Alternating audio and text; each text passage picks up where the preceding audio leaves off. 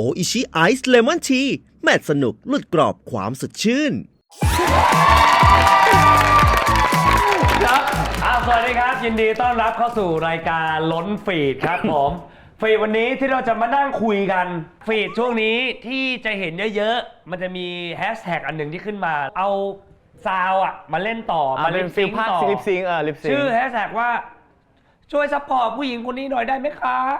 อันนี้ผมเห็นคลิปเนี้ยซัพพอร์ตผู้หญิงคนนี้ได้ไหมคะซัพพอร์ตผู้หญิงคนนี้ได้ไหมคะดีเอาไปเลย3 รอบเอาจริงนะซัพพอร์ตถ้าใส่หัวขนาดนี้ไม่ต้องซัพพอร์ตเขาแล้วเขาต้องซัพพอร์ตกู คือดูรวยกว่าอีกจริงก็คือเป็นไวรัลในช่วงนี้แหละที่คนเอามาเล่นต่อกันอ่ะไปพูดแล้วพี่เตทำปากตามนะโอเค3 2 1ช่วยซัพพอร์ตผู้หญิงคนนี้หน่อยได้ไหมคะพี่เตพูดช่วยซัพพอร์ตพี่ผู้หญิงปากคนนี้หน่อยอะไรวะขออีกรอบโอเคทำปากตามเสียงไปนะช่วยซัพพอร์ตไก่ย่าง5 บาทนะคะ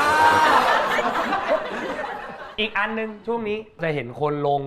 ไปวิ่งหรือต้องไปออกกำลังกายตอนเช้าต้องดูก่อนว่าตอนเช้าฝุ่นมันจะเยอะที่สุดเช้านี้มา170เช้านี้ตื่นมา6 โมงประมาณนี้170 กว่าคือมันไม่ลดลงเลยรู้สึกว่าคุณภาพชีวิตมึงต่ำลงต่ำมากแล้วมีทางแก้ไงบ้างบอกดิผมไม่กินหวานได้อยู่แล้วเพราะฉะนั้นไม่ต้องมาเผาอ้อยพูดเล่นไม่เห็นว่าอ้อยมันก็ทำวิธีอื่นก็ได้แต่จริงๆผมว่ามันก็มาจากมันหลายภาคส่วนมากนึกออกป่ะภาคแบบนั้นหน่วยอย่างแบบมันก็มีการคมนาคมที่มันปล่อยเยอะเหมือนกันก็รถใครก็ต้องเอาไปคือตัวเองดูแลของตัวเองให้ดีส่วนเรื่องแบบภาคที่เป็นภาคแบบภาครัฐอันก็ต้องจัดการเหมือนกันเลยสุดท้ายมันขึ้นอยู่กับตัวเราด้วยเนาะใช่ตัวเราทุกคนมันเป็นส่วนหนึ่งของใช่ทุกคนเป็นส่วนหนึ่งวันนี้แขกรับเชิญของเรานะฮะเรียกว่าคนนี้ก็อยู่ในฟีดมาตลอดเหมือนกันแหละเรียกว่าเขาก็โด่งดังจากการเป็นคนเขียนบทแล้วก็โด่งดังจากการเป็นพระเอก100 ล้านเนี่ยคงมาอยู่อย่างนั้นอ่ะคือเรียกว่าตายยากไม่จมไม่หายไม่ตายน้ำตื้นไม่ตายแล้วก็ต่อให้เราจี้เขาแค่ไหนกูเชื่อว่าวันนี้เขาสามารถสู้เราได้แน่นอน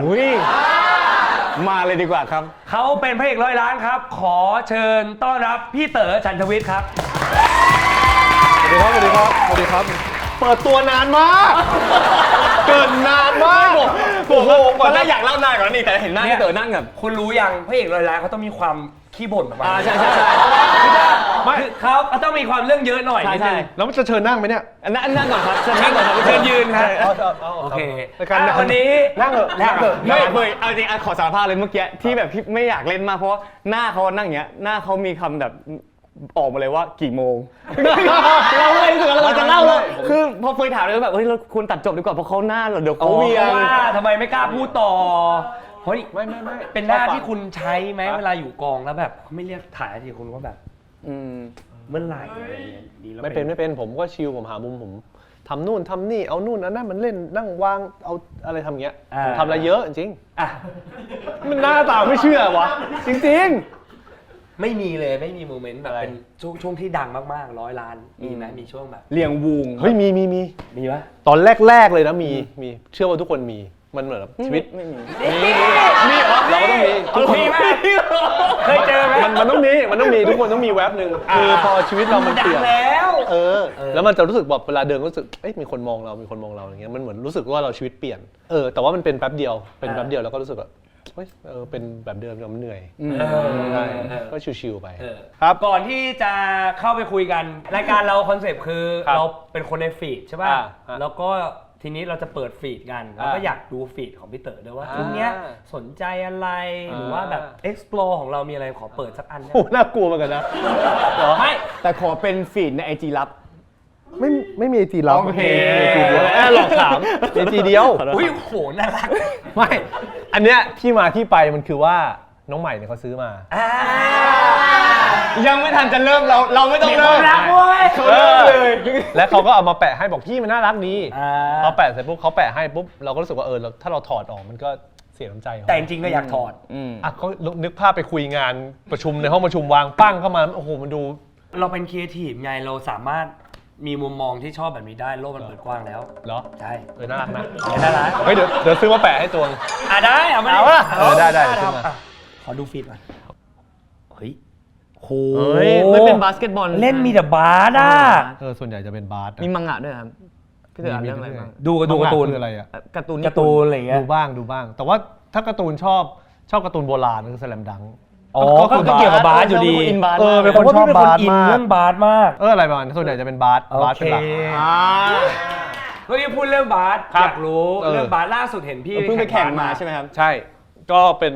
นเหมือนไปเป็นกัปตันแล้วก็มีทีมอะไรอย่างเงี้ย การจะเป็นจ่าฝูงของวงบาสนี่ได้มันต้องทำยัง โอ้ ไง โหจากฝูงวงบาสก็ไม่เกี่ยวกับเรื่องฝีมือเท่าไหร่แต่เกี่ยวกับเรื่องว่ามีแบบเราแบบมองแผนการจัดคนจัด strategy คือเป็นคนชอบดูบาส อ่า แล้วก็ชอบเล่นด้วยอะไรอย่าง ที่ เงี้ย พี่เต๋อมี ใช่ ก็มีนี่ไงมีไอ้นีโอไง อ๋อนี่เจมทีวี นี เล่นเก่งนะ นีโอสำหรับพี่นี่ถือว่าเก่งไหม นีโอเมื่อก่อนเก่งมาก แปลว่านีโอเมื่อก่อนเก่งมากแต่ตอนนี้ ปัจจุบันกำลังรื้อฟื้นไปสู่ความเก่งแบบเดิมอันนี้มันเหมือนจะเป็นเยาวชนทีมชาติ ใช่ เมื่อก่อน ใช่ เล่นดีเล่นเก่ง อย่างพี่เป็นคนดูบาสเยอะ อย่างนีโอเคยเล่น อืม จอร์ดเวียร์ จอร์จเวียร์ จอร์จเวอาร์เคยเล่นด้วยเหมือนกันจอร์จเวอาร์ก็เก่งเหมือนกัน ถ้าเทียบกับพี่อะจอร์ดเวียร์กับพี่1-1 1-1เลยฮะ 1-1 ตัวเลยฮะ ตัว โถ่มันใช่น่าจะมัน เด็กกว่า เด็กกว่าได้ความฟิตได้ฝีมือได้อะไร โหนี่ก็คืออายุมันต่างไง ใช่ แต่ถ้ารุ่นเดียวกันแล้วอะ คือพี่เล่นมานานมาก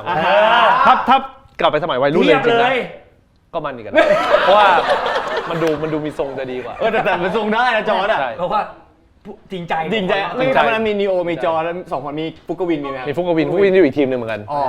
แล้วก็อยู่ทีมนู้น โอ้ก็ตึงๆ แต่จริงๆอ่ะทีมเอ็มมีคนเล่นบาสเยอะนะ ใช่ใช่ คนที่แบบเล่นเก่งๆ แล้วมัมีแข่สตาร์ลิมปิกก็คนเล่นบาสเก่งเยอะครับ ทีนี้ทีมงานเขาอยากให้ถามเรื่องนี้ เรื่องอะไรอ่ะ เรื่องว่า เรื่องความรัก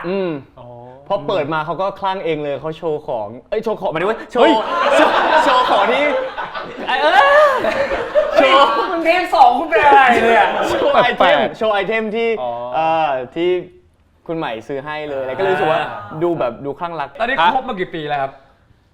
6 ปีเข้าปี 7 แล้วครับ พอตอนนั้นเนี่ยเราก็เป็นพระเอก ชื่อดังแล้วเนาะ ครับ แต่ว่าเขาก็เป็นเบอร์หนึ่ง โอ้ก็เบอร์ท็อปเลย ใช่เบอร์ท็อปอยู่อะ อ่า เราเริ่มเข้าไปจีบเขายังไงวะพี่ คือแรกเริ่มมันไม่ได้คิดจะจีบเล่นละครเรื่องเดียวกัน ครับ แล้วก็เล่นไปเล่นไปจนจบเนี่ยแล้วก็รู้สึกเขาแบบเขาไม่เหมือนกับที่เราคิด คือภาพในหัวเราจะคิดว่าเขาเป็นแบบโอ้โหตัวท็อปก็น่าจะแบบมีมุมของตัวเองไม่ยุ่งกับใครเป็นแบบเหมือนแบบเฟียสหน่อยอะไรเงี้ยแต่ว่าพอเราได้ร่วมงานเขาก็เป็นแนวแบบกินส้มตำเฮฮาปล่อยมุกขำอะไรเงี้ยแล้วก็แล้วก็ประทับใจเขาแต่ว่าไม่ได้คิดที่จะจีบพอละครจบเสร็จปั๊บมันพอจะไม่ได้เจองงว่ะเฮ้ยแปลกมากแล้วมันก็เป็นความรู้สึกเฮ้ยกูชอบคนแน่เลยว่ะวงตอนนั้นไม่มีเบอร์ไม่มีอะไรเขาด้วยนะแล้วก็เลยแบบจะทำไงกับความรู้สึกนี้ดีวะมี IG ก็ทัก DM ตอนช่วงแรก DM คุยกันกูควรจะยังไงกับชีวิตต่อจากนี้กับเขาดีไหมอะไรเงี้ยตัดสินใจว่าโอเคเดี๋ยวมีช่วงไปโปรโมทละครตอนนั้นแล้วก็ช่วงโปรโมทก็ได้เจอแล้วก็เราก็เลยแบบทักไป DM ว่าแบบแบบมีอะไรอยากบอกอะไรเงี้ยถ้าไม่โทรไปมันแบบมันคุยไม่ได้เรื่องนี้เขาก็ให้ไลน์มาพอให้ไลน์มาเสร็จปุ๊บเราก็โทรไปแล้วก็บอกชอบไปเลยอ้าวบอกชอบไม่ได้โทรบอกเลยเหรอ คนจริงต้องอย่างนี้ คือเขาก็ตกใจพี่มีเกริ่นก่อนไหมหรือว่าฮัลโหลชอบว่ะไม่บอกว่ามีอะไรอยากบอกแล้วก็บอกว่าอะไรพี่ว่าพี่ชอบใหม่พี่เหมือนจะชอบเรานะอะไรเงี้ยพูดอย่างงี้น่ารักว่ะไม่ต้องไปตรงมาใช่มันแล้วก็พูดไปตรงๆว่าแบบมันไม่รู้ว่าจะนำไปสู่อะไรไม่ต้องแบบเปิดโอกาสอะไรก็ได้แต่มันเป็นความรู้สึกที่มันอยู่แล้วมันแบบรู้สึกว่ามันจะไม่มีโอกาสได้พูดแล้วก็พูดไปแต่ว่าถ้าคิดเป็นพี่น้องก็ไม่เป็นไรคือเราก็รู้สึกว่าเราได้พูดของเราไปแล้วอะไรถ้าคิดเป็นพี่น้องเราก็เป็นพี่น้องกันต่อไปครับแต่ว่าณเวลาเนี้ยเรารู้สึกว่าเราชอบเขาแล้วเขาก็ตอบกลับมาว่าแบบแล้วเริ่มชอบตั้งแต่เมื่อไหร่อะไรอย่างเงี้ยอาบใจชื้นแล้วเพราะว่าถ้าพี่มีถามกลับถ้าพี่น้องต้องบอกว่าเราเป็นพี่น้องกันดีกว่ามันควรจะต้องอันนี้มาไงถ้าแย่สุดเลยนะพี่ว่าพี่ชอบใหม่ไม่แย่สุดคือนี่ขึ้นว่าเรียนรู้เพิ่มเติมคือบล็อกส่งไม่ได้เรียนรู้เพิ่มเติมไม่โนก็เลยเริ่มรู้สึกว่ามันมีโอกาสจะพัฒนาก็เลยเริ่มคุยกันไปเรื่อยๆแล้วพอคุยไปสักพักเริ่มอยากจะจีบเขาจริงจังแล้วก็โทรไปหาพี่ก้าวผู้จัดการเขาโทรไปขอเหมือนฟิลขอโทรไปบอกว่าชอบน้องผมขอจีบน้องนะอะไรอย่างเงี้ยการที่เราไปจีบเขาเพราะว่าเขาเป็นเหมือนซุปเปอร์สตาร์โดดเด่นอยู่เงี้ยการที่มีคนมาจีบมันก็มีผลในงานเขาไงเราก็ต้องไปเคลียร์ผู้จัดการเขาก่อนอะไรพี่ใหม่คือจะเทพี่2 รอบแล้วรอบแรกคือก็เร็วๆเลยหมายถึงว่าเริ่มต้นคุยไม่เท่าไหร่เอาละเริ่มมาคำว่าเทของพี่คือพี่รู้สึกคำว่าเทคือเขาหายไปเลย2 วันแล้วก็ไม่ตอบเงี้ยแล้วก็หายไปแบบวัน2 วันอะไร เราก็รู้สึกสงสัยมีสิทธิ์คงไปแหละมันดูฟิลเทมากเลยโทรไปจนเขารับพอเขารับก็เลยได้มีโอกาสเคลียร์กันก็เลยเข้าใจว่าสิ่งที่เกิดขึ้นคืออะไรพอเราจีบเขาใช่ป่ะเราก็รู้สึกว่าเราอยากจะให้สเปซกับเขาเราไม่อยากให้เขาอึดอัดไม่อยากจะไปจี้ไม่อยากจะไปอะไรไปถามอยู่ไหนอะไรอย่างเงี้ยเราก็คิดของเราเองว่าเราก็ให้สเปซเขาแล้วก็วันหนึ่งแล้วก็ทักไปตอนเช้าโทรไปวันครั้งหนึ่งอะไรอย่างเงี้ยน้อยไปใช่มันดูไม่จริงใจนั่นเลยแต่เราไม่รู้ในความคิดเรารู้สึกว่าเราให้เกียรติสเปซเขาแต่ในความคิดเขารู้สึกว่าเราไม่ใส่ใจเขาดูไม่จริงจังดูบอกว่ามึงด่ากูปะเนี่ยไม่ใช่เข้าใจหัวอกเดียวกันใช่เขารู้สึกแบบนั้นเราก็เลยโอเคถ้างั้นเราเข้าใจผิดก็เลยเคลียร์กันแล้วกลับมาคุยกันรอบ2นี่คือประมาณผ่านไปสัก 3-4 ปีได้คบกันแล้วเป็นแฟนกันแล้วแล้วก็จำไม่ได้ว่าทะเลาะกันเรื่องอะไรแต่ทะเลาะอะไรกันไม่รู้อันหนึ่งแล้วเราเป็นคนที่เวลาทะเลาะชอบเงียบเพราะว่ามันจะมีคำในหัวเยอะมากแล้วเรารู้สึกว่าอยากจะพูดออกมาไม่ทันอยากจะให้คำมันถูกต้องเลือกคำอยากจะให้สิ่งที่พูดมันถูกต้องที่สุดอ่ะแล้วต่อให้เราพูดอะไรไปตอนเนี้ยเขาก็ไม่พร้อมรับสิ่งนี้หรอกเพราะเขากำลังเดือดอยู่เราก็เงียบแล้วรอแล้วเขาก็จะพูดว่าพูดอะไรก็ได้อะไรแย่ๆก็พูดมาเหอะงั้นเราก็พูดมาแล้วมันก็แย่จริงพอแย่ปุ๊บมันก็เกิดอาการแบบตึงๆนิ่งๆซีนในหนังแล้วมันก็เกิดความรู้สึกนั้นขึ้นมาแต่ว่าไปมาเรื่องที่ใหญ่กว่านั้นคือเป็นเรื่องที่ว่าเราเป็นคนที่เวลามีปัญหาอะไรเราไม่พูดแล้วเขามองว่ามึงไม่อยากจะเคลียร์มึงไม่อยากจะแก้ปัญหามึงไม่อยากเปลี่ยนตัวเองอย่างเงี้ยเป็นอย่างนั้นอ่ะมันฟีลนั้นอ่ะซึ่งจริงมันไม่ใช่ไงซึ่งจริงมันเป็นสิ่งที่ดีนะเพราะว่าจริงๆแล้วสุดท้ายพี่2คนก็เลือกที่จะเดินหันหน้าเข้ากันแล้วก็นั่งแล้วก็จับเข่าคุยเพื่อแก้ปัญหานั่นคือเคล็ดลับในการที่เราอยู่มาถึง6 ปีทุกวันนี้ด้วยป่ะใช่นะคือทุกวันนี้แทบจะไม่มีน้อยมากงอนน้อยใจก็จะพูดเลยหลังๆเขาเป็นแนวพูดเลยเขาจะไม่แบบแสดงอาการแล้วเพราะรู้ว่าไอ้นี่ไม่โง่ไม่ค่อยรู้หรอกคือบางทีเวลางอนอ่ะอย่างเงี้ยเราก็ไม่รู้เรื่องของเราเว้ยเราก็ไม่รู้ว่าเขาเป็นอะไรซึ่งมันดีมากกลายเป็นแบบมันแบบไร้กำแพงต่างๆนานาไปมันก็เลยแบบสบายใจมากแต่มีคนชอบบอกว่า7 ปีน่ากลัวพี่เต๋อก็ไม่กลัวอยู่ดีป่ะเพราะถ้ามันดูผ่านมาถึงขนาดนี้แล้วอะคือตัวเลข7 ปีเนี่ยเคยทำการวิเคราะห์แล้ว7 ปีมันเป็นเรื่องของการเปลี่ยนแปลงทางความคิดและทางวัยวุฒิเว้ยหมายถึงว่าถ้าเราคบตอน18ใช่ป่ะพอผ่านไปสัก25เนี่ยคนตอน25คนตอน18คนละคนกัน25กับ32ก็เป็นคนละคนกันมันแบบความคิดมันจะเปลี่ยนไปจริงแล้วบางครั้งมันจะเริ่มรู้สึกว่าพอสเตจใหม่ในชีวิตจะลองไปสำรวจไปดูนู่นไปดูนี่แล้วก็จะค้นพบความชอบใหม่ๆพอเราคบมาในจังหวะวัยที่ไม่ได้เปลี่ยนแล้วอะ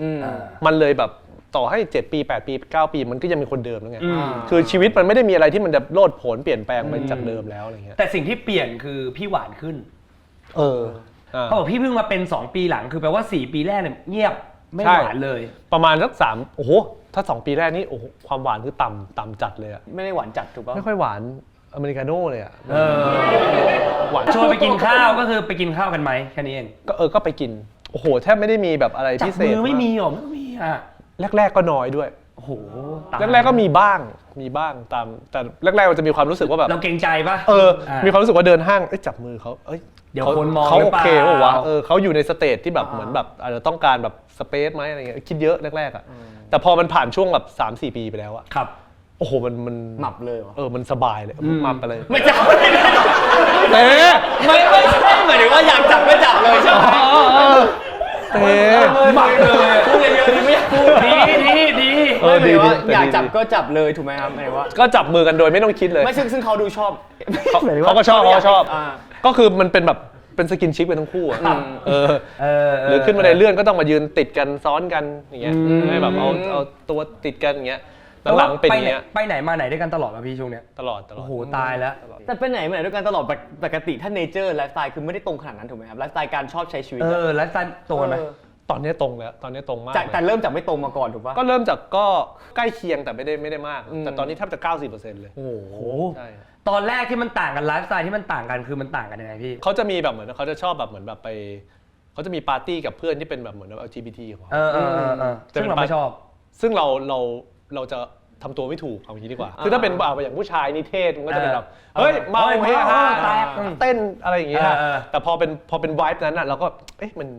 ควรจะยังไงวะกูต้องขึ้นไปเต้นแร็กกับเขาไหมหรือยังไงไม่ใช่สถานที่คือส่วนของเขาไปปาร์ตี้แบบตาม ตามแบบ เขาก็ไปมีแบบพวกที่เป็นแร็กก็มีแล้วเขาก็จะสนุกอะไรเงี้ยแต่เราก็จะแบบมันทำตัวไม่ค่อยถูกนิดนึง แล้วพอเพื่อนเราเนี่ยเวลาเราออกไปดื่มไปเที่ยวอย่างเงี้ยเขามากับเราด้วยไหมหรือพี่ไม่ค่อยออกไปไหนอยู่แล้ว ไม่ค่อยมีเพื่อน หรอที่นิเทศเหลือคนคบอยู่บ้างไหมตอนนี้ หรือจริงๆมีอยู่คนนึงแต่ว่าก็เป็นคนที่แบบเหมือนแบบปีงโทรมา2 ครั้งอะไรเงี้ย จริงมาก แต่สมัยเรียนก็หนักอยู่สมัยเรียนก็เละเทะเมานอนข้างถนนอะไรเงี้ย จริงเหรอขนาดนั้น เมาหลับในคณะก็มี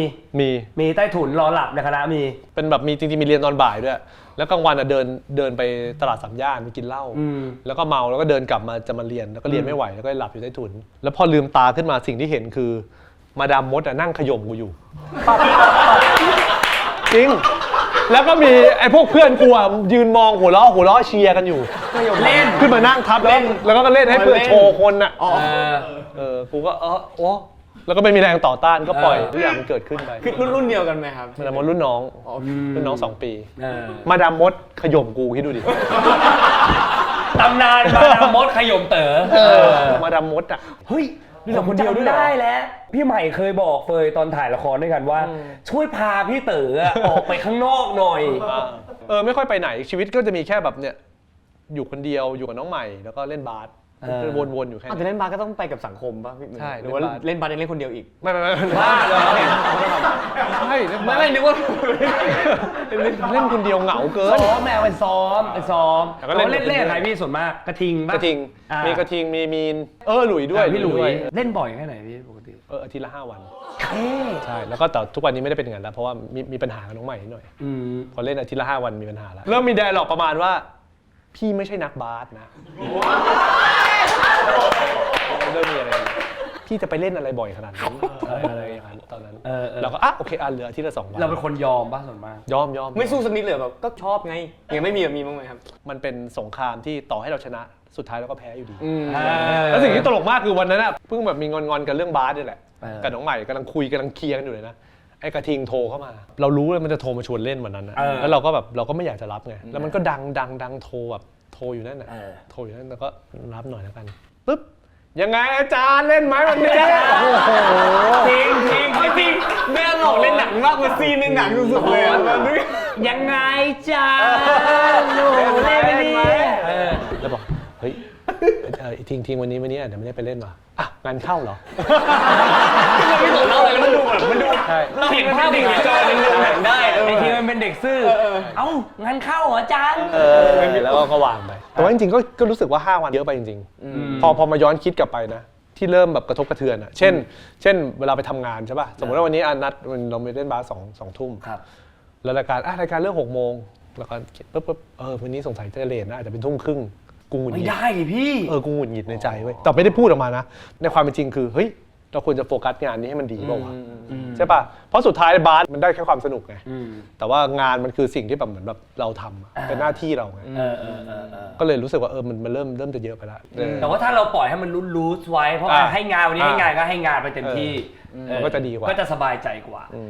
ทีนี้เคยเห็นเวลาพี่ใหม่เขาโกรธสุดผมอยากเห็นเพราะเราทุกคนเราจะเห็นว่าเขาเนี่ยเป็นโหน่ารักกับทุกคนอะไรเงี้ยเวลาเขาโกรธพี่สุดๆเขาทำยังไงเสียงจะดรอปลงดรอปโทนต่ำเสียงดรอป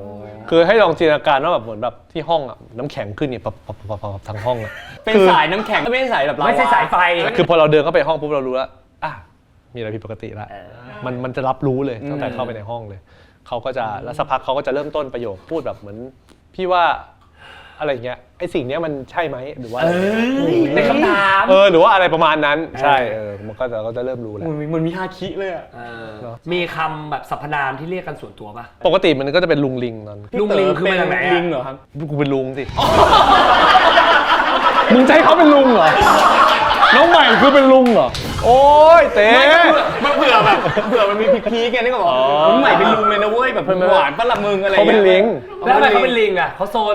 เขาเกิดปีวอกครับแล้วก็โซนแล้วก็เราก็จะแบบเหมือนตอนเจอกันครั้งแรกนี่คือเป็นสรรพนามที่เกิดขึ้นตั้งแต่ก่อนจะจีบกันด้วยซ้ำในกองก็จะเรียกว่าลุงว่าจะทำอะไรช้าๆแล้วก็แบบเหมือนชอบแบบเป็นลุงเป็นทำอะไรแบบเหมือนแบบดูลุงอ่ะก็จะเป็นลุงกับลิงแล้วเขาก็เป็นลิงใช่แล้วก็เรียกกันมาติดปากกันมาทุกวันนี้ตอนหลังก็เป็นน้องใหม่แล้วก็มีที่รักหลุดบ้างที่รักก็บ่อยอยู่ที่รักก็จะมาแบบหวานๆโมเมนต์หวานๆหน่อยก็มาบ่อยอยู่คุณก็ไม่มีดูละครเยอะ ทีนี้ตอนนี้คบมาจะเข้าปีที่ 7 แล้ว ครับ มีแผนแต่งไหม ก็มีมีคุยกันไว้แล้วล่ะ คุยกัน คิดแล้วว่าแผนจะเซอร์ไพรส์เมื่อไหร่ก็มี ก็มีคิดแผนบ้าง ก็ไม่เซอร์ไพรส์แหละถ้าพูดในเนี้ย มีคิดบ้างก็เป็นปลายทางที่อยากไปเป็นแบบมีครอบครัวอยู่ด้วยกันอะไรเงี้ย คำแนะนำสำหรับวิธีการรักษาความสัมพันธ์ให้มันยืนยาวมันต้องมีอะไรบ้าง อันแรกเลยคือเล่นบาสอาทิตย์ละ2 วันก็พอเดี๋ยวจะไป5อันนี้ข้อหนึ่งละสำคัญ ข้อ ละ หนึ่ง ใช่แล้วก็จะไม่ค่อยเปิดช่องว่างให้เขาเป็นห่วงเรา เช่นว่าสมมติว่าเรากำลังจะไปไหนเราก็จะบอกเขาเลยว่าเรากำลังจะไปไหน สมมติว่าในเคสแล้วว่าไม่มีสัญญาณหรือโทรศัพท์แบตหมดเขาจะรู้ว่าเราอยู่ตรงไหนมันเกิดจากเมื่อก่อนในเวลาผมตอนช่วงจีบๆกันนะผมขับรถไปส่งน้องใหม่ที่บ้านใช่ป่ะแล้วก็เวลาขับกลับอย่างเงี้ยมันก็จะไกลบ้างเขาอยู่ไกลแล้วเขาก็จะเป็นห่วงทุกครั้งเลยที่กลับเพราะว่ามันจะดึกอะไรเงี้ยบางทีก็4 ทุ่ม5 ทุ่มอะไรเงี้ยแล้วเขาก็จะเป็นห่วงทุกครั้งบางวันถ้าแบตหมดที่เขาจะเป็นห่วงมากอะไรเงี้ยเราก็เลยรู้สึกถ้านั้นเราทำสิ่งนี้เป็นนิสัยไว้ดีกว่าเหมือนก็บอกเขาว่าอยู่ตรงไหนกำลังจะถึงนู่นนี่นั่น อัปเดตตลอดซึ่งมันก็ไม่ได้เป็นเรื่องที่ลำบากอะไรเราก็สามารถบอกได้เพราะว่าชีวิตเราก็ไม่ได้มีอะไรที่เป็นความลับอยู่แล้วโอเคทีนี้มาเข้าคำถามที่ค่อนข้างซีเรียสบ้างดีกว่าเฮ้ยขอเซตท่านั่งใหม่สรุปคืนนี้ต้องเซตท่านั่งใหม่เลยเหรอใช่เพราะมันซีเรียสละโอเคจริงๆมันต้องมีโดนฟีดแบ็กบ้างแหละเวลาดาราเขาออกมาเปิดการคบกันแล้วมันต้องมีกระแสบ้างแหละว่าเหมาะสมจังคนที่เชียร์กับอีกฝั่งนึงก็เป็นแบบไม่เหมาะกันพี่โดนหนักปะก็โดนอยู่นะแรกๆก็โดนอยู่แรกๆมันก็มีเพจแบบเหมือนทวงคืนอะไรพวกเนี้ยเป็นแฟนคลับน้องใหม่แฟนน้องใหม่ทวงคืนใหม่กลับมาไม่อยากให้ไปอยู่กับพี่เต๋ออะไรประมาณนั้นแล้วเรารู้สึกยังไงเนาะเวลามีความเป็นแบบคบกันอ่ะมี relationship กันอ่ะเราก็จ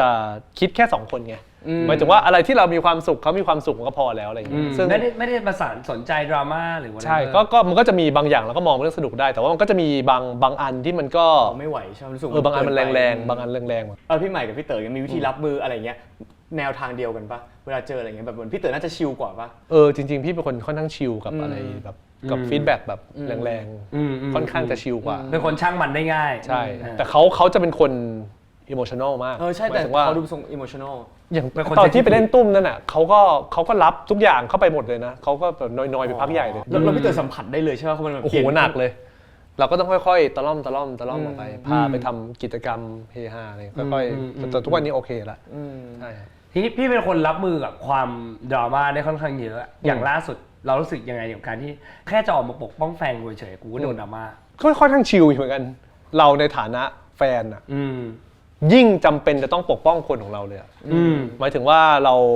เราควรจะต้องแบบควรจะเป็นที่พึ่งให้คนหนึ่งที่กำลังอ่อนแอสุดๆอะไรเงี้ยครับถ้าเราจะแบ่งคนที่ด่าเขากลับมาด่าเรามันโอเคมากเลยมันแชร์กันไปได้พวกนี้ถ้าทำให้แบบเขาดีขึ้นอะไรเงี้ยเราก็รู้สึกว่ามันเป็นสิ่งที่เราอยากจะทำอยู่แล้วอะไรเงี้ยครับเป็นคนไม่ค่อยจะเล่นโซเชียลอะไรมากดูแต่บาสอะไรเงี้ยสิ่งเหล่านี้อาจจะทำร้ายเราได้ไม่มากเท่ากับทำร้ายเขาเพราะเขาจะเป็นคนชอบโซเชียลพอเขาหนักๆมากๆพี่เข้าไปดูแลเขายังไงหมายถึงว่ามีวิธีจัดการปลอบก็จริงๆแค่การอยู่ด้วยกันอะไรอย่างงี้ก็ดีแล้วให้เขาได้ระบายหมายถึงว่าให้เขารู้ว่ามีเราอยู่ข้างๆอย่างนี้ใช่แล้วเขาก็จะระบายไปออกมาแล้วก็สุดท้ายมันจะผ่านไปแต่เขาโดนเลยพวกนี้บ่อยโดนจนจากวันที่อ่อนแอมากๆทุกวันนี้ก็ค่อยๆแข็งแกร่งขึ้นทีละนิดแล้วก็ค่อยๆสร้างกรอบตัวเองขึ้นมาเรื่อยๆก็เหมือนพอมีพี่เต๋อมันก็ดึงความสนใจแหละไม่ให้เขาไปคิดแต่เรื่องนั้นเนอะเราก็แบบพาเขาทำอะไรอย่างอื่นอะไรเงี้ยทีนี้เรานอกจากพาร์ทที่เป็นคู่รักแล้วตอนนี้พี่เต๋อมาทำที่บอกว่าทำเป็นเหมือนเขาเรียกว่าเอเจนซี่หรอหรือเป็นโมเดลลิ่งดูแลศิลปินชื่อค่ายอะไรเรียกว่าค่ายก็ได้ My Media นี่เป็นไอเดียของใครด้วยไอเดียเขาก่อนเลยเขาเริ่มต้นจากว่าเขาเหมือนเขาทำงานมาเยอะมากใช่ไหมแล้วก็เขาก็มีทั้งคอนเน็กชันมีทั้งประสบการณ์มีทั้งอะไรอย่างเยอะมากแล้วก็เขาก็รับรู้แหละว่าวงการนี้มันก็ต้องมีวันหนึ่งที่มันก็ต้องแบบถดถอยลงถดถอยลงแล้วก็จะมีคนใหม่ขึ้นมาเขาก็รู้สึกว่าแล้วสิ่งที่เขามีทุกวันนี้มันจะหายไปเลยเขาอยากจะถ่ายทอดสิ่งนี้ให้ใครสักคนหนึ่งที่มาอยู่ในวงการต่อไปไม่ว่าจะสกิลหรือความรู้ต่างๆใช่ไหมใช่ทุกอย่างแล้วก็ประกอบกับพี่ก็แบบเหมือนเขียนบทอะไรอย่างนี้ด้วยไงครับเขาก็เลยรู้สึกถ้างั้นเรามาร่วมกันทำดีกว่าไหมอะไรเงี้ยก็สร้างกันขึ้นมาซึ่งตอนนี้คือเหนื่อยจัดเลยหลักๆจริงๆคือมี2คนเลยหรือว่าพี่แบบมี2 คนช่วยกันทำเหนื่อยมากก็คือเราแบ่งหน้าที่ไงพี่ก็จะดูด้านเขียนบทหรือว่า acting ไปอะไรเงี้ยเลยไงฮะส่วนใหญ่พี่จะดูมันแบบเป็นเรื่องบทเรื่องงานเป็นงานแนวครีเอทีฟมากกว่าส่วนเขาจะดูคนดูแลแบบเหมือนพัฒนาบุคลิกภาพส่งไปเรียนเต้นไปเรียนร้องไปนู่นส่งไปแคสต่างๆส่งพาไปงานด้วยให้ไปเรียนรู้ การเจอกับคนนู้นคนนี้เนี่ยเขาจะงานหนัก เกือบทุกอันมาเห็นบอกว่าพาไปแคสเองด้วย ใช่ครับล่าสุดก็ไปแคสของไอ้นวพล ก็พาน้องคนหนึ่งไปแคสแล้วก็ไปนั่งกันอยู่เลยทั้งพี่ทั้งน้องใหม่ก็นั่งรอคิวแล้วคนที่เดินเข้ามามีไหมน้องๆที่มาแคสต่อแล้วก็มีสะดุ้ง เหมือนแบบเปิดมาพี่มาแคสเหรอแล้วเหมือนกำลังงงประมวลผลในหัวว่ากูมาแคสบทเดียวกับใหม่ดาวิกาเหรอ มันเหมือนมีความประมวลอะไรอย่างนี้อยู่หน่อยจะมีความประมวลแบบงงๆใช่การตัดสินใจทำร่วมกันเนี่ยก็คุยกันแต่วันแรกเลยว่ามันหาเหาใส่หัวนะเพราะว่าจริงๆเราอยู่กันเองเราก็อยู่กันได้แต่ว่าสิ่งนี้มันจะเพิ่มความเครียดแล้วก็ภาระอย่างรุนแรงซึ่งมันเป็นอย่างนั้นจริงก็ทุกวันนี้ก็เหนื่อยมากแต่มันก็โอเคก็อยากจะเห็นมันแบบประสบความสำเร็จอะไรเงี้ยก็เลยแบบมันช่วยกันเหนื่อยแล้วมีแบบเหมือนมันทะเลาะกันเรื่องงานเรื่องนี้บ้างไหมแบ่งกันยังไงอ่ะแบ่งกันชัดเจนแต่ว่าการทะเลาะมันจะเป็นทะเลาะแบบกึ่งงานแต่ไม่ใช่งานมากขนาดนั้นเช่นว่าพี่อันนี้พี่แบบอ่านแล้วพี่ไม่คอมเมนต์สักทีแล้วเดี๋ยวมันก็จะไม่ได้แล้วนะอะไรเงี้ยก็จะมาทะเลาะน่าจะเป็นเร่งกันเขาดูคนทำงานเร็วเหมือนกันด้วยใช่ไหมเร็วมากดูทรงแบบคิดทำเขาเร็วมากเร็วมากมีงานอันนึงที่จะต้องทำอะไรเงี้ยเขาก็จะจี้เลยว่าเสร็จเมื่อไหร่ได้เมื่อไหร่พอเริ่มเข้าสู่วันนั้นปุ๊บสิ่งแรกถ้าเขานึกได้นะเขาก็เอาเลยปั๊บได้เมื่อไหร่อะไรไงจริงๆไอ้ตัวบริษัทเนี้ยพอมันตั้งขึ้นมาที่พี่บอกพี่ทำงานเยอะมากพี่ได้เรียนรู้อะไรจากมันมากขึ้นไหมจากการทำงานมาตลอดชีวิตได้เติบโตขึ้นเยอะพอสมควรไหมเยอะมากเลยมันมีคือปกติก่อนหน้านี้เราก็ทำงานรับผิดชอบแค่ตัวเองเลยครับหมายถึงว่าเราจะพยายามทำงานนี้ให้ดีที่สุดด้วยตัวเราเองแต่พอเรามาเปิดบริษัทเนี่ยมันมีความรับผิดชอบ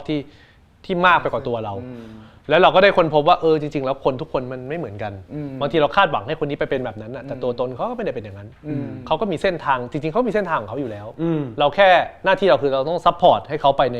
เส้นทางที่เขาอยากไปได้ดีที่สุดและได้ง่ายที่สุดมันก็ได้เรียนรู้อะไรเยอะเพราะเหมือนเป็นการทำงานกับคนซึ่งปกติอยู่คนเดียวมาบ่อยๆไม่ค่อยจะได้แบบอินเทอร์แอคมากให้พวกคนที่อยู่คนเดียวอย่างเงี้ยถ้าต้องมาแบบเหมือนบริหารคนเนี่ยที่เติร์ดมันแบบไม่ใช่ทางถนัดถูกป่ะใหม่น่าจะถนัดกว่าในการแบบบริหารจัดการคนอะไรเงี้ยเราน่าจะชอบทำแบบสร้างคอนเทนต์อะไรของเรามากกว่าหมายถึงว่าสร้างแบบทำเขียนบทหรืออะไรที่เป็นแบบไม่ต้องแบบวุ่นวายในการจัดการชีวิตคนอะไรเงี้ยใช่ก็น้องใหม่เขาก็จะดูแลรับผิดชอบส่วนนั้นไปเลยแต่ก็คอนเทนต์แบบพวกอะไรอย่างงี้ก็มีบางทีกูก็เข้าไปอยู่ในคอนเทนต์เขาก็เรียกเข้าไปเล่น TikTok อะไรเงี้ยเห็นอยู่ใช่หลายอันเลยมาเรื่อยเมื่อเช้าก็เพิ่งไปอีก3คลิปอันนี้ cover ปากใช่ปะอย่างให้ที่เฟยให้ผมทำเมื่อกี้ที่ cover ปากเงี้ยผมจะพี่เต๋อชอบเพิ่งเล่นมาเองเมื่อเช้าช่วยซัพพอร์ตหน่อยได้ไหมพี่เต๋อเพิ่งทำซัพพอร์ตได้ไหมคะซัพพอร์ตได้ไหม3 รอบนี่ก็ทำไม่ได้ทีแล้วรู้สึกว่าอยากทำเองบ้างยังหรอก็รู้สึกว่าไปจอยเขาสนุกกว่าอันนี้อะไรนะช่าเหรอคะอันนี้ช่านี่ช่าอันนี้สารแหน่ใช่ไหมอันนี้ประมาณนี้เนี่ยทีนี้พี่บอกว่าเป็นคนไม่ค่อยมีเพื่อนท่านเรียกว่าเพื่อนที่สนิทที่สุดในวงการล่ะมีอุ๋ยวูดเบสเนี่ยเคยได้ละครด้วยกันเรื่องนึงแล้วก็คุยกันถูกคอมากตอนนั้นคือเรื่องธรรมะส่วนอีกคนนึงคือโป๊ปจริงๆเป็น2 คนที่สนิทพี่เป็นคนสนุกสนานเหมือนกันบ้านหรือจริงๆเป็นคนจริงจังเป็นคนสนุกสนานนะเป็นคนชอบให้บรรยากาศมันแบบเฮฮาให้มันแบบขำอะไรอย่างเงี้ยไม่ชอบให้ครึมมาคุเลยใช่ไหมสมมุติว่าเวลาเราไปถ่ายโฆษณาอย่างเงี้ยถ้าไปถ่ายซึ่งเรารู้ว่ากองทั้งหมดนี้ผู้กำกับแล้วก็นักแสดงที่เล่นกับเราจะเจอแค่งานนี้งานเดียวอยากให้บรรยากาศมีความแซวมีความสนุกสนานคิวมันต้องมี energy ใช่ก็เริ่มต้นจากการไปแซวตากล้องก่อนไปแซวนู่นนี่นั่นพยายามให้บรรยากาศกองมันสนุกอะไรอย่างเงี้ยแล้วเขาบอกพี่คือเจ้าพ่อ ice breaking ของกองถ่ายเลยชอบสนุกก็แซวเข้าไปอะไรอย่างเงี้ยเดี๋ยวบางทีแบบทำรายการมีแขกรับเชิญมาอย่างเงี้ยก็ต้องแบบพยายามแบบแกล้งเขาจี้เขาแต่ว่าก็เริ่มต้นจากการแบบต้องดูไวฟ์เขาด้วยนะบางคนเขาไม่ชอบให้ไปจี้มากแล้วก็กัดตัวเองไปเล่นกัดตัวเองขำๆไปเพื่อให้เขารีแลกซ์อะไรเงี้ยเจอใครยากที่สุดในการ ice breaking กับแขกรับเชิญยากน่าจะเป็นแบบแขกรับเชิญที่เป็นผู้หญิงคือเราไม่รู้ว่าเราจะเข้าทางไหนแต่ว่าก็ทรงแบบดูแบบความต้องช่วยได้ทุกครั้งเช่นแบบปั๊บจับดึงสะพังก็หาเองพี่เกิดมี energy ที่แบบเหมือนแบบเราจะไม่เกรงเท่าไหร่คือเต้เป็นคนจริงเต้ก็แบบเหมือนมาจากเด็กเนิร์ดที่เต้ไม่ค่อยมีเพื่อนเหมือนกันแล้วเต้จริงครับแล้วหมายถึงว่าถ้าเราไปกับคนที่ไม่รู้จักแล้วเขา energy แรงๆเต้จะเป็นคนไม่ค่อยกล้าคุยกับคนเราจะถอยหน่อยแต่อย่างพี่เต้ไม่ค่อยกลัวหรอกมีเทคนิคช่วยพี่เต้ไหม ไม่มี งั้นเราดีฟทอล์กไหน แบบ บอกเป็ ว่าน เจ้าพ่อ เพราะพี่เป็นคนดีฟทอล์กชอบดีฟทอล์กกับคน จริงๆไม่ได้ชอบนะ แต่ว่าบางทีคุยแล้วมันนำไปสู่การดีฟทอล์ก หมายถึงว่าคนมันแบบ เปิดใจกับเราง่าย พี่ได้ง่าย มีความไอซ์เบรกกิ้งนี่แหละ เป็นความตล หมาย ก ถึงว่า สบาย เราไม่ได้เป็นคนเราก็พูดได้ชัดเจนว่าเราเป็นคนไม่มีอีโก้เลย ทีเนี้ยพอเราไม่มีอีโก้เวลาเราคุยกับใครเราคุยง่ายมาก เราไม่ต้องมาเก๊กฟอร์มกลัวว่าจะหลุดอะไรที่มันดูแบบไม่เท่ไม่ดีดู เพราะมัน ไม่ เพราะ คู มัน ล ไปปล่อย อย่าง นี่ เงี้ย แหละ เป็นคนไม่ทำทรงใช่ เขาก็เลยชอบที่จะคุยกับเราอะไรอย่างเงี้ยก็เลยแบบสนุก เขาบอกว่ามีที่หนักๆเลยคือคลอดีน โอ้ยนี่หนักจริงอันนี้งงเหมือนกันเอาติ้งนาดาวมัน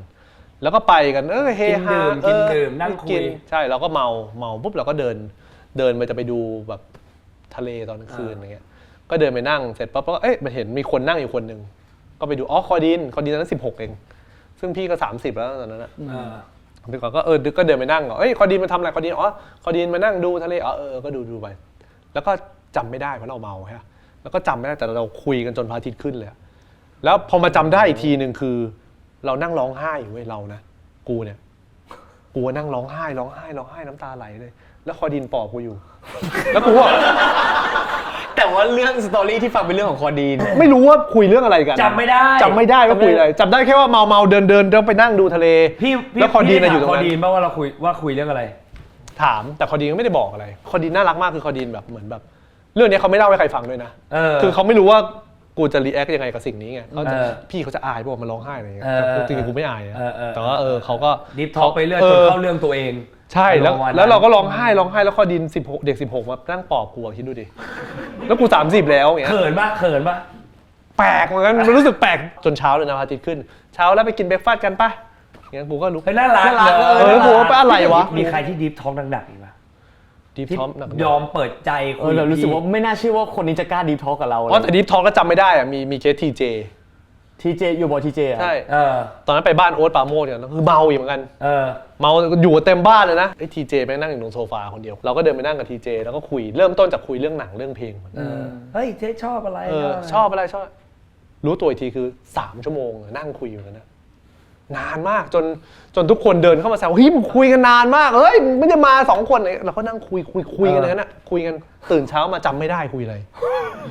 ย่างเงี้ย ใช่จำไม่ได้แล้วกูเชื่อว่าทีเจอาจจะจำไม่ได้ด้วยว่าคุยอะไรก็มีสิทธิ์ มีคุยอะไรแปลกๆเยอะคุยก๊อตจิรายุเคยคุยแปลกทีนึง วันนี้ดูน่าจะดีป่ะ อันนี้คือไม่เคยเจอกันมาก่อนในชีวิตไปงานหนึ่งแบบต้องไปต่างจังหวัดนะแล้วก็ไปเจอเขาที่ต่างจังหวัดนั่นนะแล้วก็คุยกันแค่วันนั้นนะปุ๊บเสร็จปุ๊บขากลับนั่งรถตู้ด้วยกันดีฟทอล์กเกิดในรถตู้เลยนั่งคุยกันแล้วปุ๊บไม่รู้มันเป็นอีท่าไหนกูมารู้ตัวอีกทีคือกูนั่งหลับตาอยู่แล้วก็ก๊อตบอกว่าพี่อยู่ในต้นไม้นะเฮ้ยใช่ acting บนรถใช่เป็น acting class อยู่บนรถตู้บอกว่าพี่อยู่ในต้นไม้นะแล้วก็พี่แบบพี่เดินออกมาตัวพี่จะยังอยู่ในนั้นเสมอพี่แค่พี่หลับตาพี่นึกถึงต้นไม้ต้นนั้นนะสิ่งที่อยู่ในนั้นน่ะมันจะกลับมาอะไรอย่างเงี้ยแล้วกูก็ลืมตาเพิ่งเจอคนนี้วันเดียวอยู่เนี่ย ใช่พี่ไปอยู่ใน situation แปลกๆอะไรอย่างงี้เยอะประมาณบ่อยมากมีใครเคยที่พี่เดินไปแล้วอยากคุยดิฟทอล์กแล้วก็เดินหนีพี่ไหมเคล็ดลับของการคุยดิฟทอล์กคือย้ายให้เขารู้ว่ามันกำลังจะมาเว้ยอันนี้สำคัญมากแต่พี่ไม่รู้ด้วยซ้ำว่ามันจะไปมันไปดิฟทอล์กของมันเองบางทีเราบางทีอย่างคุยกับเต้อย่างเงี้ยก็คุยเป็นไงบ้างวะจะทำอะไรอยู่นู่นนี่นั่นโน่นสักพักก็เริ่มเหนื่อยทำไมเหนื่อยอะไรเงี้ยมันก็เริ่มเหนื่อยปุ๊บเหรอเต้เรียนอะไรวะวัยรุ่นอะไรก็เริ่มถามไปเรื่อยๆมันจะจี้แล้วสักพักเราจะเริ่มจับทางได้ว่ามันมีสิ่งที่เขาอยากพูดสิ่งที่เขาไม่อยากพูดสิ่งที่เขาไม่อยากพูดเราก็ไม่ไปแตะอะไรเงี้ยแล้วมันมีหลายครั้งมากที่มันมีสิ่งที่เขาไม่อยากพูดอยู่ใช่ป่ะเราก็วนไปวนมาสุดท้ายเขาวกกลับมาพูดสิ่งที่เขาไม่อยากพูดไปมันเหมือนเขาสบายใจแล้วเขารู้สึกโอเคคนนี้กูเปิดที่จะนี้ได้ล่าสุดมีพี่เต๋อทำคอนเทนต์กับแม่ด้วยคือยังไงพี่เมื่อก่อนเราชอบเป็นคนชอบแกล้งแม่เว้ยมันไม่เชิงคอนเทนต์หรอกมันคือเป็นแกล้งอะแหละแกล้งแบบแพร้งอย่างเงี้ยเหรอฟิลแพร้งเลยด้วยความที่เราแบบรู้ว่าแม่เราเป็นคนแบบเหมือนแบบอย่างเงี้ยเครียดง่ายแบบขี้กังวลเนี่ยเราก็จะชอบแกล้งเขาดูว่าเป็นจุดอ่อนเขาไงแล้วก็จะแกล้งเขาเรื่อยๆเลยจนมีครั้งหนึ่งแกล้งแรงมากคือแกล้งเหมือนแบบมีเราอยู่กับน้องชายใช่ป่ะแล้วแม่กลับมาบ้านเราให้น้องเรานอนที่พื้นแล้วเราก็พอแม่เปิดเข้ามาเราก็ทำเป็นว่าเป็นอะไรเหมือนว่าน้องเราเป็นอะไรอ่ะโอ้โหแล้วแม่แบบร้องไห้เลยเจือนไปเลยรู้สึกแย่รู้สึกแบบเดี๋ยวแม่โกรธใช่ไหมแล้วก็ขอโทษคือแบบอย่าเล่นอย่างนี้หลังจากนี้ก็เลยแบบ ก็เลยแกล้งแต่แกล้งเบาลง หลังจากนี้ก็เลย ไม่แกล้งแล้ว ยังแกล้งอยู่ แต่เลือกแก้ให้น่ารักขึ้น ใช่ เป็นหยอกเฉย หยอกเช่นบอกว่าเหมือนแบบแม่วันนี้อย่าลืมเอาเอกสารอันนี้ไปนะไปถึงที่นู่นเนาะอ้าวลืมเอามาแม่อะไรเงี้ยแม่ฮะลืมได้ไงแม่ก็เตือนเอามาแล้วอะไรเงี้ยเป็นฟีลแค่นั้นเองอะไรเงี้ย เป็นหยอกอย่างนี้ หยอกขำๆอะไรเงี้ยคือตอนที่ผมบวชใช่ไหมผมก็จะไปจำวัดอยู่ที่เชียงใหม่แล้วทีนี้ล่าสุดมันก็มีการไปทำบุญเหมือนไปซื้อที่ให้ถวายวัดตอนนั้นเมื่อเร็วๆนี้เองเราก็เลยแบบเหมือนเขาก็จัดงานแบบเหมือนต้อนรับอ่ะ งานบุญงานบุญ เราขึ้นไปน้องใหม่ก็ไปด้วย แล้วก็ชวนแม่ไปด้วย เพราะว่าตอนช่วงที่เราบวชแม่ก็แวะไปที่วัดบ่อยๆ ครับ แม่ก็จะผูกพันกับคนนั้นมาก ครับ ทุกคนก็เดินงานแบบว่าเหมือนแบบงานบุญนะทุกคนก็ยิ้มแย้มแจ่มใสมีคณะมาลำต้อนรับหันไปแม่เดินร้องไห้ ทำไมอ่ะ ตื้นตันใจที่ได้กลับมาเจอกับผู้หลักผู้ใหญ่ เพื่อนเหรอ ฟิลมันเจอ แม่ดู เพื่อน ดูเซนซิทีฟกว่าพี่เตย ใช่แล้วกูแล้วคนที่เตือนคนที่บอกคือน้องใหม่บอกว่าพี่แม่พี่ไหวไหมเนี่ยฮะอุ้ยแม่ก็ร้องไห้ด้วยความตื้นตันเป็นฟิลไหนครับหมายถึงว่า ร้อง แต่ว่าหน้ายิ้มแต่ว่าร้องไห้ออกมา ไปแล้วแบบดีใจจับ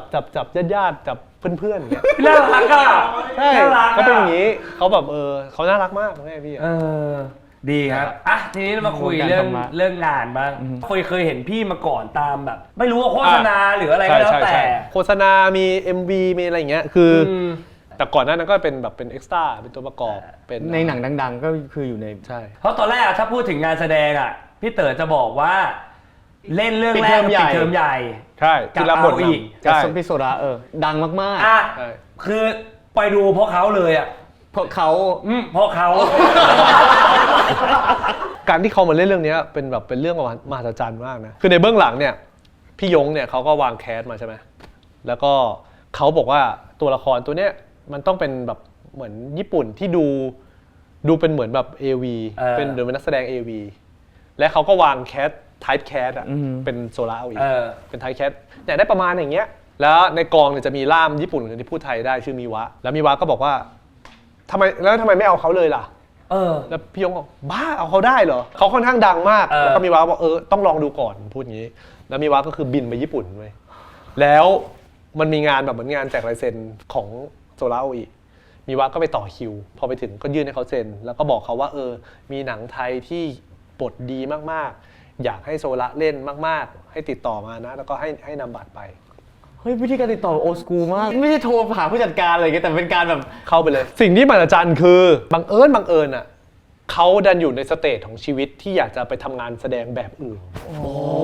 พอดีหมายถึงว่าอยากจะลองสำรวจตัวเองไปเล่นแบบอื่นพอดีเว้ยแล้วเขาคงคิดว่านี่คงเป็นทรายบางอย่างอะไรเงี้ยก็เลยสุดท้ายก็แบบคุยกันตอบรับมาเล่นก็แบบก็เซอร์ไพรส์มากแล้วพ่อหมูนี่เป็นกองแบบเขาคุยง่ายไหมครับเหมือน เขาก็น่ารักมากเลยเขาก็เป็นคนแบบเหมือนน่ารักเฮฮาตื่นเต้นเหมือนแบบสนุกสนานอ่ะเจอทะเลก็แบบชอบมากเล่นทะเลวิ่งลงเล่นอะไรทั้งวันอะไรเงี้ยเพลินหมายถึงเขาหรือเขาใช่เล่นเพลินเลยใช่เขาจะเล่นน้ำทะเลแบบใช่เว้ยไม่เขามีเจอทะเลไทยอ่ะสวยไง เขาชอบกลับมาที่เขียนบทอันนั้นคือแต่ว่าของพี่อันนั้นคือหนังเรื่องแรกแต่เฟยจำได้ว่าเฟยเคยเห็นพี่มาก่อนซ่อนอยู่ในหนังดังหลายๆเรื่องก่อนที่จะมาเป็นปิดเทอมใหญ่อีสเตอร์เอ็กกับเป็นอีส Easter เตอร์เอ็ก egg เนี่ยอันนี้คือขวาสุดนั่นคือผมนะซ้ายสุดนั่นคือก้อยชวินเลยใช่อันนี้ก็คืออยู่ในหนังกลางแปลงอีกทีนึงหนังซ้อนหนังอันนี้ซีซันเชนอ่ะโอ้โหผมจำซีนนี้ไม่ได้ด้วยคนที่มายืนรอดาวหน้าห้องซ้อม ใช่นี่ซึ่งการที่เขียนอย่างเงี้ยแสดงว่าไม่ได้มีชื่อด้วยซ้ำถูกไหม ไม่มี โอเคไม่มีเก่านี่โอ้โหนี่ตัวกลางโอ้ยเก่าตอนนั้นยังไว้หนวดอยู่เรื่องนี้จริงๆเขียนบทด้วยเรื่องนี้เขียนด้วยใช่เก่าก็เป็นเอ็กซ์ต้าแหละเอ็กซ์ต้าเยอะเรื่องที่2ที่ไปเล่นจริงๆอ่ะอันนั้นคือปิดเทอมใหญ่เรื่องที่2ที่พี่กลับมาเล่นภาพยนตร์อีกรอบคือเรื่องโปรแกรมหน้าวิญญาณฆาตอันนั้นในฐานะแบบพระเอกเต็มตัวเลยพระเอกเต็มตัวมันมี2รางวัลที่พี่เต๋อได้สุพรรณหงส์นี่ได้จากแฟนเดย์ครับแต่โปรแกรมหน้าวิญญาณอาฆาตเราได้รางวัลอะไรทุเรียนเน่าคือยอดแย่นักแสดงนำยอดแย่เลยแล้วเขาประกาศแบบจริงจังออกมาเลยแล้วตอนนั้นที่พี่ได้มาในเว็บอะไรอย่างเงี้ยตอนนั้นที่พี่ได้พี่รู้สึกยังไงวะโหรู้สึกแย่มากแต่เรารู้สึกว่าเราทำเต็มที่มันเหนื่อยมากมันเครียดมากมันเหนื่อยมากอะไรเงี้ยแล้วก็พอมันออกมาเราก็รู้สึกว่า มันก็มีข้อผิดพลาดเยอะ แต่ไม่ได้คิดถึงขั้นว่าจะได้ทุเรียนเน่าแต่พอได้มาก็นอยแดกเลยจะเลิกเป็นนักแสดงเลยปีนี้มีหนังหลายๆเรื่องออกมากูคือเล่นที่สุดในปีนั้นน่ะโคตรแย่ ตอนแรกจะเลิกเป็นนักแสดงแล้ว อะไร จริง ที่ทำให้เราไม่เลิก พี่โต้งบรรจงใช่เรื่องที่เขียนคือเขียนกวนเป็นโฮอยู่ด้วยกัน อ๋อ แล้วพอเขียนไปได้สักประมาณแบบ 70% ของเรื่องแล้วพี่โต้งก็เริ่มบอกบทนี้เหมือนมึงต้องเล่นนะมันดูเป็นมึงมากมันควรจะต้องเป็นมึงเล่นนะแล้วบอกโหพี่ผมจะเลิกเล่นแล้วอะไรเงี้ยผมนอยแล้วก็พี่โต้งก็พูดว่าอีก10 ปีหลังจากเนี้ยสมมติว่ามีคนมาเอาชื่อมึงเห็นหน้ามึงเงี้ยเอาชื่อมึงไปเซิร์ชเนี่ยสิ่งที่ขึ้นมาคือคนนักแสดงที่ได้ทุเรียนเน่าแล้วเลิกเล่นไปเลยแล้วสิ่งนี้จะอยู่กับมึงไปตลอดนะจนมึงตายโอ้โหแล้วคิดเลยนะมันแบบเอ็นไลเทนเลยไม่ได้กลับมาแก้แค้นให้ตัวเอง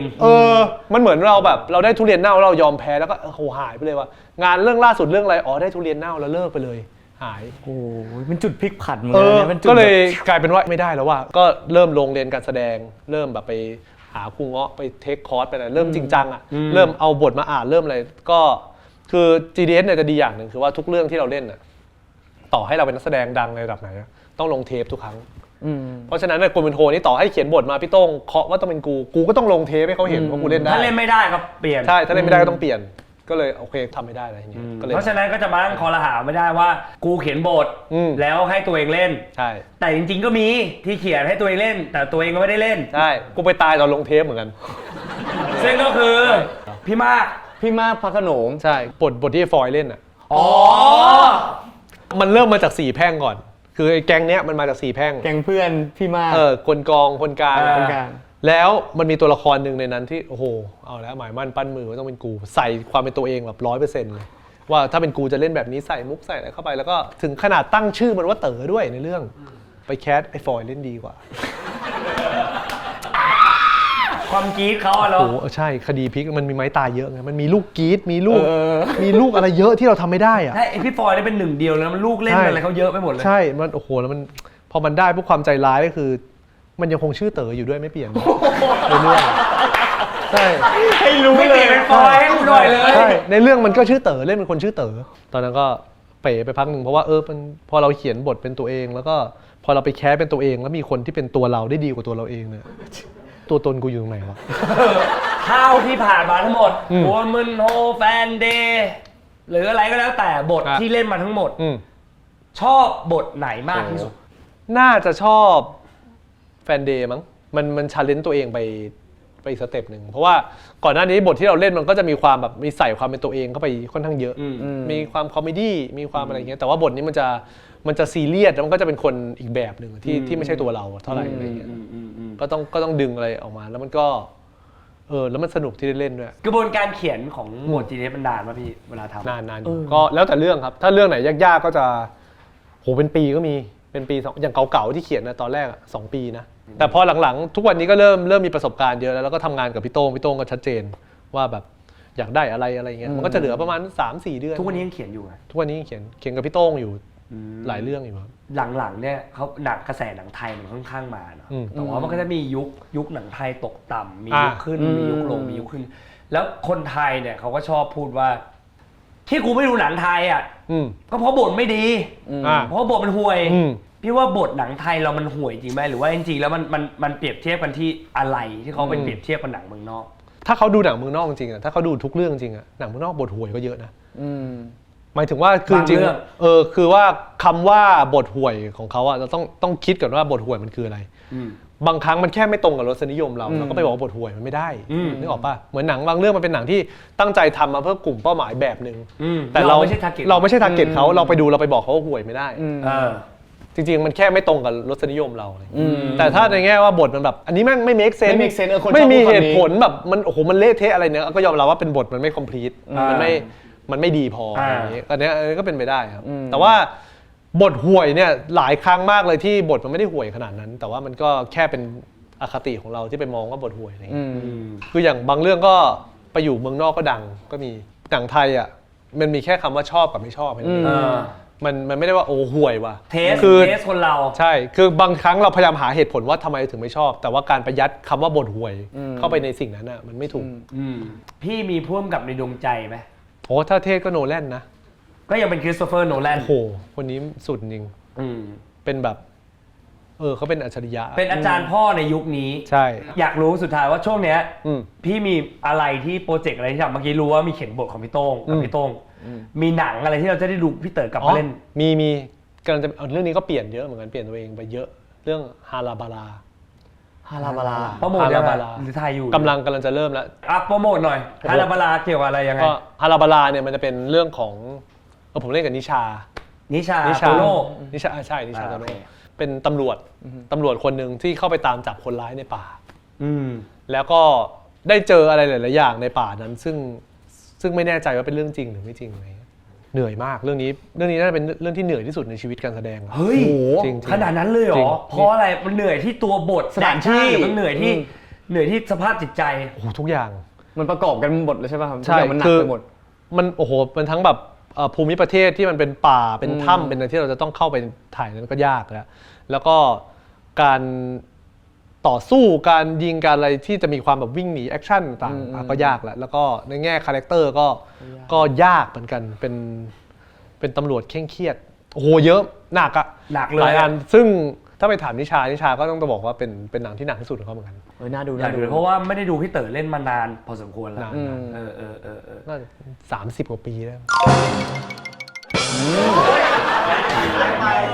อยากฝากอะไรถึงคนดูหนังไทยทุกวันนี้ไหม ก็จริง ๆ แล้วผมรู้สึกว่าความบันเทิงของการชมภาพยนตร์ก็คือการไปดูในโรงนะครับหนังจริงๆแล้วจุดประสงค์แรกของการถูกสร้างขึ้นมาไม่ได้ถูกสร้างมาเพื่อฉายในจอเรามันต้องการแบบฉายในโรงอะเรารู้สึกว่าอยากจะมีกิจกรรมอะไรบางอย่างเลยถ้าคุณเป็นคนที่ชื่นชอบหนังจริงๆอะการไปดูในโรงมันได้อรรถรสดีกว่าเยอะมากๆเลยอยากให้คนแบบเริ่มกลับเข้ามาดูในโรงกันก็จะดีมากๆ พี่เต๋อสุดท้ายอยากฝา ครั ก บ อะไรมีทำอะไรอยู่อะไรยังไงมีฝากผลงาน ก็จะมีค่ายทำอยู่ครับ My Media Production ครับ ก็เดี๋ยวน่าจะมีผลงานต่อไปเร็วๆนี้ครับก็รอติดตาม ครับ เด็กๆในสังกัดนะครับ ครับ แล้วก็งานเขียนบทก็ยังคงอยู่ครับเดี๋ยวก็จะมีงานเขียนบทต่อเนื่องมาอีกเรื่อยๆครับจะมีงานเบื้องหลังเยอะงานเบื้องหน้ามีบ้าง มีไหมมีธุรกิจอื่นๆไหมครับ เดี๋ยวถ้าไอ้พวกงานศิลปะที่ผมสะสมอยู่ถ้าผมจะขายไม่ผมบอก สะสมซันเต๋อ ใช่ เป็นงานเพ้นท์ใช่ไหมพี่เพ้นท์ เพ้นท์ เพ้น ครับ ท์ตัวหนึ่งวันออฟวันใช่ปะ ใช่ครับก็มีซันเต๋อมีก้องการมีอะไรอย่างเงี้ยครับ โอ้โห ส่วนใหญ่ก็จะเป็น แต่ละคน จะเป็นงานแต่ว่ามีแค่ชิ้น 2 ชิ้น อ๋อ ไม่ได้เยอะไม่ได้เหมือนโอ๊ตปราโมช ราคาโหดมากใช่ไหมครับ ก็อยู่หลักแสนครับแต่ว่าแสนต้นนะ ก็เดี๋ยวใครที่อยากได้งานซันเต๋อเดี๋ยวรอพี่เต๋อประกาศ ถ้าช่องไหนเห็นว่าปล่อย ครับ ช็อต แต่ว่าแต่งานซันเต๋ออาจจะเก็บไว้ให้ไม่ได้ เพราะว่ามันเป็นรูปผมกับน้องใหม่ อันนี้จะขายไหมครับ เป็นรูปกูกับน้องใหม่ ไม่บอกอยู่ โทษไม่อยากได้ก็ไม่ใช่อยากได้กูไม่ใช่อยากได้กูกับน้องใหม่เลยทำไม ก็ดูขายยากอ่ะ ดูมีชิ้นเดียวอ่ะ บอกดูหายากดูมีชิ้นเดียว เอ้ยวันนี้ท็อปฟอร์มจริงว่ะ โอ้หนัก วันนี้ ขอบคุณที่ ไม่เต๋อวันนี้ โอเค สนุกมาก ขอบคุณครับ น้องปีกหมดเวลาแล้วครับกลับมาเจอกันได้นะครับ ทุกวันอาทิตย์ 11:45 ทางช่องวัน 31 นะครับ วันนี้เฟยพี่เต๋อลาไปก่อนสวัสดีครับ สวัสดีครับ สวัสดีครับ สวัสดีครับ สวัสดีครับ ท่านสวัสดีครับสวัสดีครับ เชิญครับ ชอบจังเลยรายการที่ผู้ชายมีหนวดมากอด ถ้าเกิดว่านั่งริมชิดนี้อย่าโกรธกันเอา ทำไมถึงอยู่ไม่ได้ทุกยุคทุกสมัย เอาเงินยัด